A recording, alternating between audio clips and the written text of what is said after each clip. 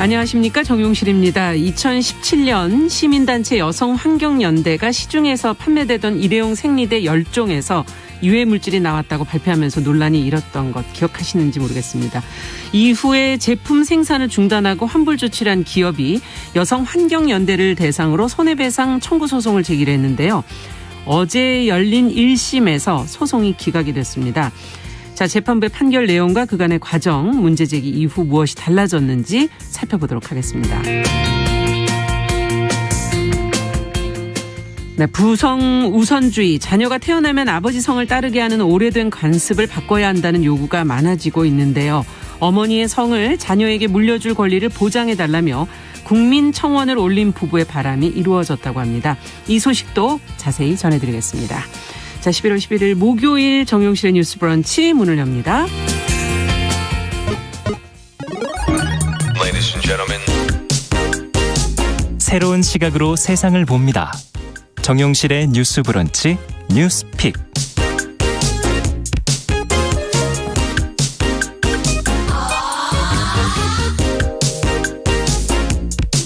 네, 정용실의 뉴스 브런치 항상 여러분들과 함께 만들어가고 있습니다. 오늘도 많은 분들이 들어와 주셨네요.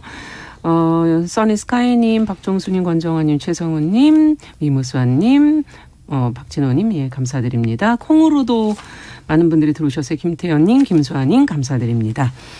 자, 콩으로도 요즘에는 보이는 라디오 이용하실 수 있습니다. 캠코더 모양의 버튼 누르시면 참여하실 수 있습니다. 자, 첫 코너 뉴스픽으로 언제나 시작을 하죠. 함께할 두 분 인사 나눠보겠습니다. 정은혜 더불어민주당 전 의원, 안녕하십니까? 안녕하세요. 네, 그리고 화요일과 목요일에 함께하는 지금 신보라 국민의힘 전 의원이 오늘 잠시 자리를 비우셔서 저희 전혜연 우석대 개공 교수님이 어제 이어서 오늘도 연이어서 수고를 좀 해주시겠습니다. 안녕하세요. 안녕하세요. 전혜연입니다. 네. 자, 앞서 지금 말씀을 드렸던 그 생리대 안전성 문제 4년 전에 제기돼서 그때 당시에 상당히 논란을 일으켰었는데 어제 1심 판결이 나왔습니다. 그간의 과정과 시간이 좀 길었어요. 판결 내용을 좀 정리를 해보죠. 정 교수님께서 좀 해주시겠어요? 예, 이 판결이 굉장히 주목받는 이유는요. 사실 이 생리대라는 것이 여성들의 굉장히 필수적인 용품인데 네. 안전성 문제에 대해서 시민사회단체에서 문제를 제기했었고 공론화되는 과정에서 소송까지 갔었기 네. 때문에 어떤 결과가 나올지 굉장히 관심이 가는데요. 일단 요약을 해보면 네. 릴리안이라는 생리대를 제조하는 깨끗한 나라라는 회사에서 시민단체 여성환경연대를 대상으로 10억 원의 손해배상 청구 소송을 제기한 예. 것이고요. 결론적으로 말하자면 원고의 청구가 기각, 즉 재판부는 여성환경연대의 손을 들어줬다. 이렇게 요약을 할 수 그렇죠. 있겠습니다. 네. 근데 이 과정을 우리가 좀 유심히 봐야 되는데요. 상황을 보면 2017년까지 거슬러 올라갑니다. 시민단체인 여성환경연대에서 강원대학교 환경융합학부 생활환경연구실에 의뢰를 해서 네. 생리대 10종의 유해물질 방출 실험을 진행을 했고 이 실험 대상을 진행으로 된 결과를 보니까 조사 대상 전 제품에서 유해물질 22종이 검출됐다는 결과가 나왔다고 해요. 네. 그래서 여성환경연대에서 이런 내용을 밝혔지만 조사 대상 제품의 이름을 밝히지는 않았다고 합니다. 하지만 이후에 일부 언론을 통해서 깨끗한 나라의 생리대인 릴리안이 조사 대상에 포함됐다는 사실이 알려졌고요. 이후에 이 릴리안을 사용했다고 밝힌 여성들이 뭔가 부작용이 있다는 제보가 이어졌고 네. 이후에 여성환경연대가 이 제보를 바탕으로 다시 기자회견을 열었다고 합니다. 네. 당시의 상황을 보면 이 깨끗한 나라에서 릴리안 생리대 제품 환불하고 생산 판매를 중단했습니다. 그렇죠. 그런데요. 네. 자, 이 주무 어떤 정부 기관이라고 할 수 있는 식품의약품 안전처에서 전수 조사를 해서 결과를 발표했었는데 네. 생리대에 함유된 물질이 인체에 유해한 수준은 아니다라고 결과를 내놓은 겁니다. 그렇다면 여성환경연대의 발표와 식약처의 발표가 다르네요. 그렇죠. 네. 다르다고 볼 수 있겠죠. 그래서 깨끗한 나라가 2018년 여성환경연대를 상대로 10억 원의 손해배상 청구 소송을 제기하게 된 겁니다. 이 회사 입장을 진행을 해보면 네. 이 여성환경연대 행위로 인해서 회사 명예 신용이 훼손됐고 또 업무도 정상적으로 진행할 수 없다. 매출이 급감하면서 재산적 정신적 손해를 입었다는 겁니다. 이 재판이 무려 이제 4년 동안 진행이 됐고 예, 굉장히 오래됐고요. 10일 드디어 판결이 나왔는데 말씀을 드렸다시피 여성환경연대의 손을 재판부가 들어줬습니다. 그렇다면 재판부는 왜 이런 결론을 냈을지 그렇죠. 크게 세 가지를 봐야 될 것 같습니다. 첫 번째, 문제 제기하는 과정이 만약에 허무맹랑했다. 이러면 사실 재판부가 손들어주기 어려웠는데 판결문 내용을 보면 생리대 검출시험 결과 공표 과정, 문제 제기하는 과정이 다 과학적이고 공정했다. 첫 번째 이렇게 요약을 할 수 있고요. 두 번째, 이런 활동의 공익성이 있느냐도 굉장히 중요하거든요. 그렇죠. 그런데 이 문제 제기가 여성 건강을 위한 공익적 활동에 해당한다. 세 번째, 아무리 공익적이라고 하더라도 이 결과가 사회에 미치는 영향도 보통 재판부에서 보는데 이렇게 문제 제기가 나온 이후에 정부라든가 생리대 회사가 뭐 제조 공정의 개선에 대해서 논의한다든가 가이드라인을 만들었다. 따라서 이 여성환경단체가 요구한 공익성이 수용되었다라고 이 세 가지 측면에서 여성환경연대에 손을 들어줬습니다. 여성환경연대에서 이후에 성명을 냈는데 어쨌든 사실 10억 원이라는 것이 굉장히 큰 거예요. 그러나 보다 중요한 것은 여성의 건강과 직결된 문제에 대해서 문제 제기를 했다라는 거고 또 최근에 국회에서도 이 부분에 대한 지적사항이 나온 바가 있습니다. 또 오늘 언론 보도도 나오고 있는데요. 생리대에 대한 안전 문제에 대한 관심을 더 촉구하는 계기가 되었으면 좋겠다라는 주장이 나오고 있습니다. 네, 지금 말씀해 주신 것처럼 여성 건강이라는 어떤 공익적인 문제 그리고 과학적 토대로 가지고 했다는 부분에서 1심 판결이 나왔는데 아직 조금 남아 있는 건가 하는 좀 걱정도 되고요. 이제 판결 내용에 대해서 이번에 어떻게 두 분은 보셨는지 말씀 한 말씀씩 들어보죠. 2017년이었죠. 그래서 우리가 어떻게 보면 일회용 생리대에 대한 뭐 유해성이나 이런 부분에 대해서 공론화가 되기 시작했고 우리가 많은 관심을 갖지 못했던 그런 월경용품, 여성용품에 대한 또 관심도가 굉장히 늘어났던 저는 시기라고 봅니다. 사실 릴리안 같은 경우는 저도 사용을 했습니다. 그래서 이게 릴리안이 특히 이제 굉장히 패키지가 되게 이쁘게 잘 되어 있고요. 그리고 향이 굉장히 좋았어요. 그래서 뭔가 그런 향을 조금 줄이고자 뭔가 그런 다른 향으로 덮는다 이런 생각을 했었는데 실제로 이제 일반 그 구매자 소비자분들도 생리대를 고를 때 가장 중요한 것이 어떻게 보면 흡수력이라든지 향이라든지 특히 뭐 디자인 이런 부분도 많이 고려를 하고 있습니다. 근데 실제로 가장 중요한 것은 성분입니다. 그 안에 어떤 성분이 들어갔느냐를 봐야 하는데 지금 그 생리대 같은 경우는 약사법 2조에 의해서 성분이 이제 검증이 되는데요. 특히 색소나 또 산알칼리 그리고 형광물질 그리고 포름알데히드라는 그 물질, 이 물질들이 뭐 어떻게 어느 정도의 비율로 들어갔느냐에 따라서 허가 기준이 되어 있는데요. 안타까운 부분은 이러한 물질들의 기준이 우리가 사용하는 뭐 반창고라든지 안대 그런 기준과는 굉장히 좀 비슷하다고 합니다. 근데 생리대의 특성상 굉장히 민감한 부분에 닿는 것이고 특히 어떻게 보면 시간도 오랜 시간을 네 맞습니다. 사용하죠. 굉장히 한 뭐 몇 시간씩 사용을 하기도 하고요. 그리고 또 그 물질이 녹아서 몸속으로 흡수가 될 수 있는 가능성도 있습니다. 그렇기 때문에 굉장히 좀 조심히 잘 살펴봐야 하는 것인데 그런 기준들도 정확히 있지 않았고 물론 저는 이 기업에서 이렇게 그 시민들을 상대로 이렇게 또 소송을 걸었다는 것이 좀 어이가 없기도 해요. 그래서 또 10억에 달하는 그 소송을 걸었다는 것인데 그 부분도 문제가 저는 충분히 될 수 있다고 보지만 일단은 저는 이제 또 국회의원을 했던 입장에서는 이게 법률적으로 제도적으로 그런 규제들이 조금 더 강화되어야 한다라는 입장이 있습니다. 특히 우리가 생리대의 표백 방식에 대한 뭐 그런 설문조사도 있었는데요. 실제로 여성 408명을 대상으로 한 조사에서 뭐 염소 표백이냐, 무염소 표백이냐, 완전 무염소 표백이냐 이런 것들에 대해 알고 있냐라고 했을 때 전혀 모른다가 51%, 거의 잘 모른다가 38%입니다. 그렇죠. 네, 그래서 거의 한 80~90%가 이 부분에 대해 전혀 모르고 사실 저 같은 경우도 그 정확한 그 기준을 알진 못합니다. 그렇기 때문에 앞으로는 우리가 뭐 생리대를 구매하거나 그리고 광고를 하는 측면에 있어서도 뭐 색이라든지 향이라든지 이런 거를 강조하기보다는 어떤 성분이 들어가 있느냐 그리고 어떻게 안심하고 우리가 사용할 수 있느냐 이 부분을 강조해야 할 것 같고요. 마지막으로 오히려 그런 문제들이 생기다 보니까 뭐 면생리대나 생리컵이나 이런 대체용품을 찾으시는 분들이 한동안 많았습니다. 근데 그렇죠. 실제로 사용하다 보면 좀 불편한 부분도 많거든요. 그렇기 때문에 안전하게 믿고 또 가격도 상대적으로 좀 저렴한 그런 제품들이 많이 나와야 할 것 같습니다. 어떻게 보세요, 정 교수께서? 예. 일단은 이 문제 제기를 통해서 여러 가지 생리대 전수조사라든가 성분에 대한 관심이 굉장히 높여졌으니까 시민사회에서 굉장히 촉진제 역할을 한 부분은 그렇죠. 높이 평가를 하고요. 그리고 두 번째로는 그럼 중요한 것은 정말 안전한가에 대해서 소비자들이 판단하기 어렵기 때문에 결국은 이건 정부에서 해야 되는 거예요. 근데 지난 환경부 국정감사에서 강은미 정의당 의원이 지적을 한 바가 있는데 정부가 생리대 건강 영양 조사 결과를 올해 3월에서 4월 내로 원래 발표를 했어야 되는데 조사는 왜 했나요? 안 하냐. 예, 제가 오늘 언론 보도에 보면 조사를 한 것으로 나와 있거든요. 예. 국정감사에서 지적을 해서 당시에 한정희 환경부 장관이 식약처와 공동으로 연구한 부분이라면서 최대한 가능한 시일 내에 빠르게 발표하겠다고 지난 10월에 말을 했습니다. 예. 그런데 안 했죠. 그리고 오늘 한겨레 지나고 있죠. 예, 오늘 한겨레 신문에서 보도가 나왔는데 정부에서 이미 결론을 4월에 도출했는데 안 하고 있다. 이렇게 오늘 보도를 했습니다. 아마 뭐 지금 내용을 자세히 살펴보니까 그래서 이게 뭐 환경부, 식약청, 질병청이 같이 했다라고 해서 종합 결과 발표를 해야 되는 건데 식약처하고 질병청에서 이 조사하는 방법이라던가 이게 좀 문제제기가 있었던 것으로 지금 알려져 있어요. 전문가들 사이에서는 조사 방법에 대해서는 이미 옛날에 다 합의가 여러 가지 이제 안이 도출됐던 건데 그걸 가지고 이제 와서 안 한다는 게 말이 되냐라는 지적 내용을 또 넣었고요.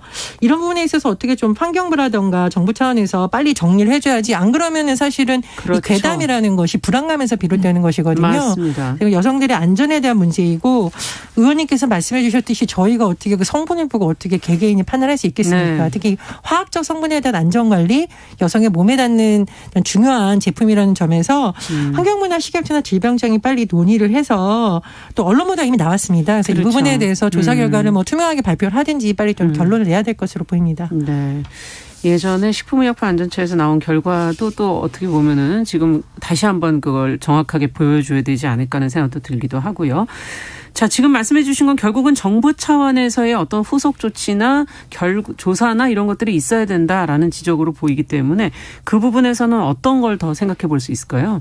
오늘 정은혜 의원께서. 일단 그 최근 몇 년 동안 더 이슈가 되었던 게 우리가 생리대 문제도 있지만 또 가습기 살균제라든지 뭐 라돈 침대 이런 부분으로 인해서 소비자들이 실제로 피해를 받고 또 근데 이 부분들은 피해를 본인이 스스로 입증을 해야 합니다. 본인이 병원에 가서 내가 어떠한 상황이고 그리고 이것이 연관성이 있는지를 입증을 해야 하기 때문에 그런 부분에 있어서도 저는 정부에서 충분히 도움을 줄 수 있는 부분이라고 생각을 합니다. 그래서 소비자들이 정말 안심하고 사용할 수 있는 그런 제품들의 기준을 먼저 만들어야 하고요. 그리고 특히 안전성 테스트 같은 경우도 저도 조금 더 기준을 강화할 필요가 있다라고 생각을 합니다. 제품이 나왔을 때 정말 안전한지 어떤 실험을 통해서의 그런 것들도 필요하고 그리고 가장 중요한 것은 저는 그 깨끗한 나라 측에서 오히려 지금이라도 그 생리대의 유해성을 좀 인정을 하고 그리고 제품의 안전성을 앞으로 향상하겠다. 뭐 이런 약속이라든지 아니면 본인들이 스스로 이렇게 분명히 실험실에서 하고 있는 그런 것들이 연구가 있을 거예요. 그런 것들에 대해서도 좀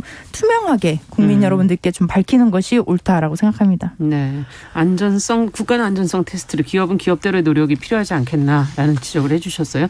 정 교수께서는 어떻게 보십니까? 예, 아마 이 소식을 들은 어떤 분들은 그렇게 하면 기업 다 망한다 이렇게 생각하시는 분도 있을 겁니다. 실제로 사실 식품 화학물 첨가물에 대해서 우리나라의 문제제기가 시작할 때 일부 기업과 시민들이 서로 소송하고 그런 일이 굉장히 많았었어요. 저는 뭐 어쨌든 이런 부분을 좀 줄이려면 소송으로 가고 난 건 이미 다 제품이 판매되고 난 경우가 많거든요. 그래서 협의 과정에서 민관이 같이 하거나 관련 시민단체가 참여해서 뭐 안전성 검증 과정에서 시민 참여단 하는 방식으로 계속 투명하게 한다면 이런 부작용은 좀 줄어들 거라고 생각을 하고요. 참고로 이 생리대 안정성 문제라든가 뭐 월경권에 대한 얘기가 우리나라에서 논의된 지 사실 10년도 안 됐습니다. 얼마 되질 않았죠. 제가 방송 출연하면서 이 월경이라는 용어를 처음 써본 게 뉴스 브런치였어요. 월경권, 월경의 날. 저희끼리 월경의 날. 네, 그렇습니다. 네. 그래서 이 문제가 우리가 부끄럽고 하고 숨겨야 이런 문제가 아니라 우리가 일상 속에서 반드시 거쳐야 될 문제거든요. 그래서 조금 더 자연스럽게 여성의 건강, 안전이라는 측면에서 좀 논의가 활발하게 됐으면 합니다. 네, 여성 건강에 대한 문제도 좀 관심을 다들 가졌으면 좋겠다는 지적까지 해주셨어요. 자, 두 번째 뉴스로 좀 가보도록 하겠습니다. 국민의힘이 지금 국회의원 선거 등에 출마할 수 있는 나이를 지금 현행 25세로 돼 있는데 25세 이상에서 지금 18살 이상으로 낮추는 공직선거법 개정안을 지금 당론으로 발의를 했다고 하는데 법안의 내용은 무엇인지 이 발의한 배경은 또 어디에 있는지 지금 보도들이 좀 계속 나오고 있거든요. 관련 네. 내용을 정은혜 의원께서 좀 정리해 주시죠. 국민의힘이 국회의원 등의 그 선거 출마 연령을 현행 25살, 25세 이상에서 네. 18살 이상으로 낮추는 공직선거법 개정안을 당론으로 발의를 했습니다. 그 국민의힘 소속 의원 103명이 공동 발의를 한 형태로 선거법 개정안을 국회의원과에 제출을 했는데요. 네. 지금 현행 그 법에서는 국회의원, 지방자치단체장 그리고 지방의회 의원들이 선거에 출마할 수 있는 나이가 현행 만 25세인데 이것을 18세 이상으로 낮추자라는 것입니다. 네. 근데 지금 상황을 보면 우리가 그 투표를 할 수 있는 그 선거권의 연령은 19년에 법으로 개정돼서 만 19세 이상에서 그렇죠. 만 18세 이상으로 낮춰졌죠. 예. 근데 피선거권 연령 같은 경우는 그냥 그대로 현행과 같이 유지가 되어 있습니다. 네. 만약에 이 법안이 통과가 되게 된다면 내년 3월에 같이 치러지는 국회의원 재보궐선거와 또 6월에 시행될 지방선거에도 네, 적용이 될 수 있을 것으로 보여집니다. 그 국민의힘 측은 그 청년들의 정치 참여 기회를 확대하기 위한 것이다라고 얘기를 했는데요.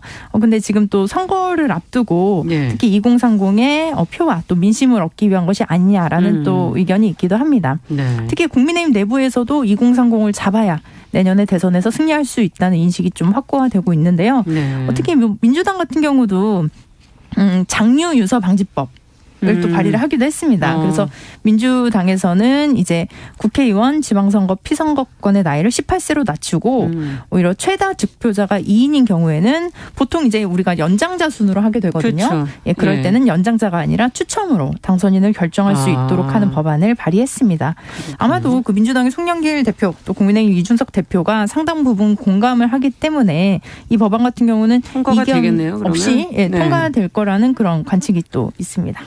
자, 그렇다면 지금 18세 이상이면은 지금 이제 고3 학생도 출마할 수 있다. 지금 그렇게 볼 수 있는 거고 현실적으로 본다면. 어떻게 보십니까? 현실적인 측면에서 조금 따져주셨으면 좋겠어요. 두 분께서. 저는 매우 긍정적이라고 예. 보고요. 사실은 민주당도 정의당도 이걸 계속 주장을 하는 목소리가 있었고요. 예. 또 시민사회라든가 청소년들의 정치 네트워크 형태의 모임에서도 계속 주장을 했던 상황입니다.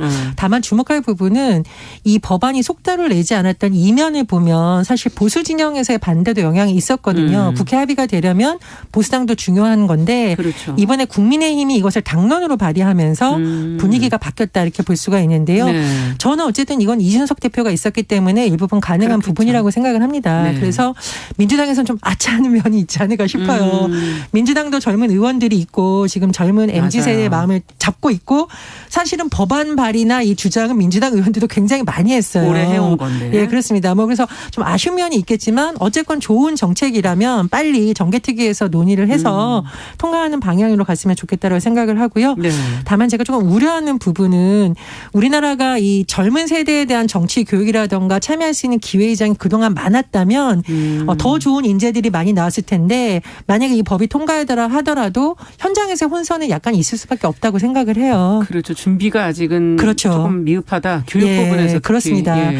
예를 들면 선거법을 잘 몰라서 하는 실수가 있을 수도 있고 한데 근데 저는 어떤 제도이든지 처음에 문호를 열면 부작용이 있을 수가 있어요. 그렇죠. 그러니까 그거는 새로운 제도로 인한 부작용이지 그 사람들이 나이가 젊어서 오는 부작용은 아니거든요. 네.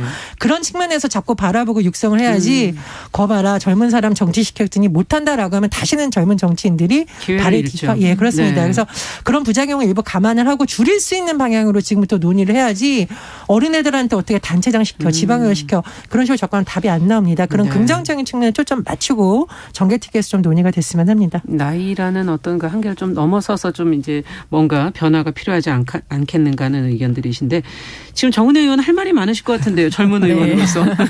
어떠세요? 네, 저도 이 법안 자체를 이제 더불어민주당이 먼저 한 1년 전에 그렇죠. 아니면 그 전에 더 발의를 했어도 됐던 법이었는데 공감은 하고 있었지만 그걸 이슈화를 만들지 않았다는 점에서는 좀 아쉬움이 있긴 합니다.